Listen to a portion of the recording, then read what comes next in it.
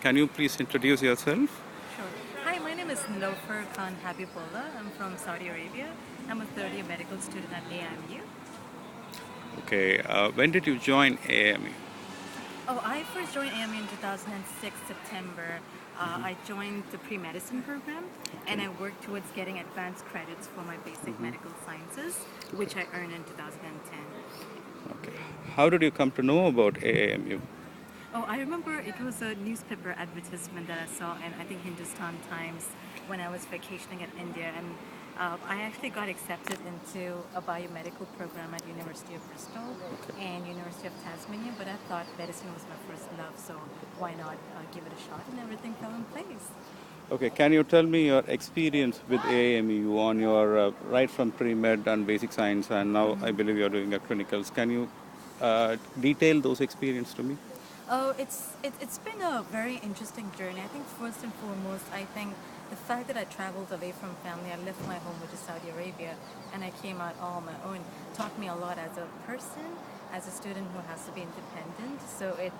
I realized a few things about myself that I didn't know before. I grew in maturity, so it added both in professional development aspect as well as personal development. And when it comes to specifically AIMU, when I first started, I remember we didn't have many extracurricular activities at school, and that spurred me to found the AMSA, the American Medical Student Association chapter at my school. So it's been a very healthy mix of both academics as well as extracurricular activities, which I believe is going to train me into becoming a kind of physician I want to be, basically an advocate for my patient as well as a competent clinician. Can you elaborate how these extracurricular activities are going to help you in residentship? Oh, residency is definitely it's they look at a holistic picture. Your step one scores and step two scores are not the only important factors, which contrary to what most people believe, and most students make the error of believing.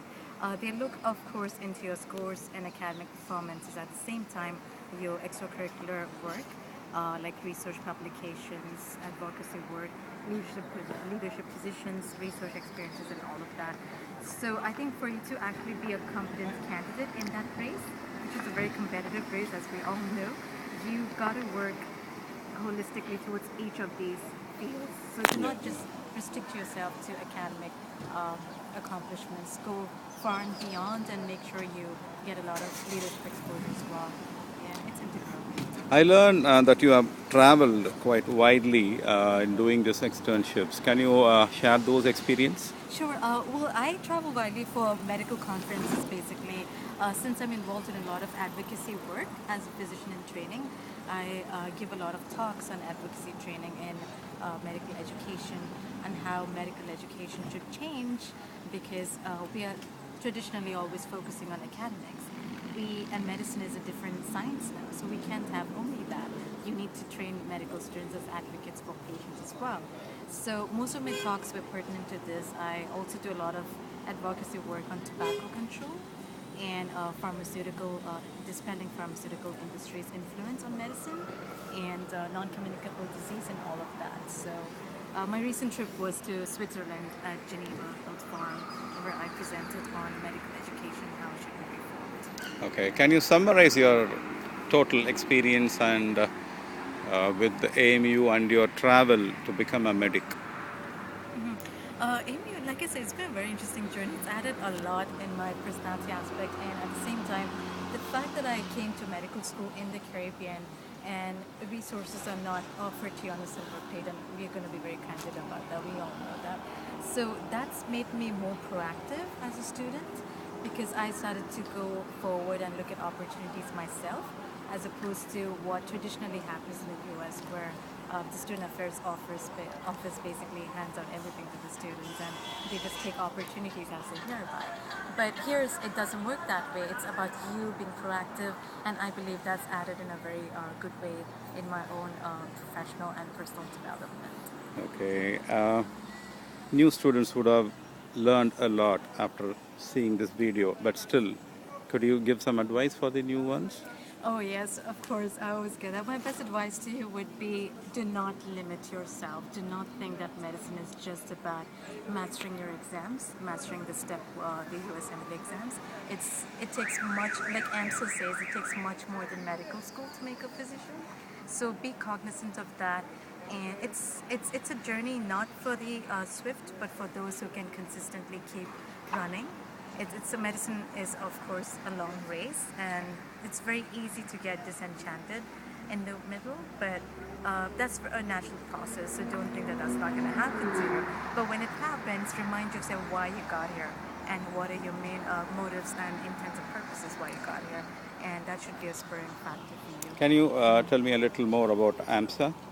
Oh, the American Medical Student Association is the largest medical student organization in the U.S. We have about a couple of international chapters as well, but almost every medical school in the U.S. has an AMSA chapter. Uh, the head office is based in Washington, D.C., and the chapter we have here was conceived in 2008, and we were chartered in 2009. We are an award-winning chapter, one of the best in the Caribbean. We won the Paul Wright Award for Chapter Excellence in 2011. And our work mainly focuses on primary care activities around St. Lucia, as well as abroad, where we try to give online programs to medical students above and beyond the school. What is your position with AMSA? Oh, I'm the founding president, and I served 3 terms as its president. But now we're in a transition mode at the moment. Okay. Could you please let me know where all you did your externship? Oh, you mean my rotations? Locations and your Okay. participation with other such activities, Alright. AMSA activities. Right. So AMSA activities are based all over in the U.S. So that's given me an opportunity to attend a lot of conferences, especially on the East Coast. And when it comes to clinical rotations, whenever I would go down to Saudi Arabia, I would try to get some exposure there. So I've got a few weeks of exposure there. I also did a lot of time in India, about a month, on HIV/AIDS program there, and this was in South Indian city of Bangalore. And even here in St. Lucia, I did an orientation program in internal medicine and surgery, and I've been here about 4 months in Victoria Hospital. So it kind of balances out between Saudi Arabia, Caribbean, the U.S., where I did palliative medicine in Florida, and of course India as well. So, Okay, thanks for your time, Miss Nilofer. thank And you. that is Miss Nilofer. She's supposed to be one of our finest make from Oh, you're kind. AMU. Yeah. So I wish good luck in Thank you, her sir. career, and fellow students can follow Nilofer and can learn from her more when you come to this campus. Thank you, sir. Thank you for the opportunity.